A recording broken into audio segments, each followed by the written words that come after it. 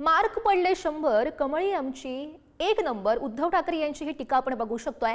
संकट येण्याची वाट न पाहता एकजूट दाखवण्याची गरज असल्याचं ठाकरेंनी वक्तव्य केलंय. 5 जुलैला विजय मेळावा होईल, एकजुटीचं दर्शन घडवणार असंही उद्धव ठाकरे म्हणतात.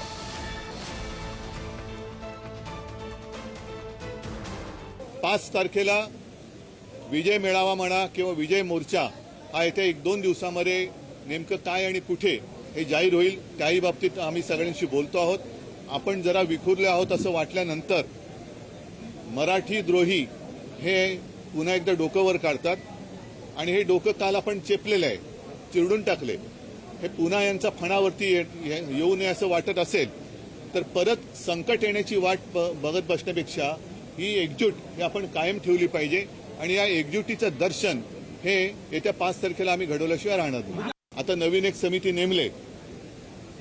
त्या समितीमध्ये नरेंद्र जाधव यांच्या पांडित्याचा किंवा बुद्धिमत्तेचा पूर्ण आदर राखून मी त्यांना सांगतोय की म्हणजे सरकारला सांगतोय की तुम्ही अशी थट्टा करू नका, कारण हा शिक्षणाचा विषय आहे. त्याच्यामुळे कोणी अगदी कोणाची समिती त्यांनी बसवली तरी आमच्यावरती महाराष्ट्रावरती हिंदी सक्ती आता होऊ शकत नाही.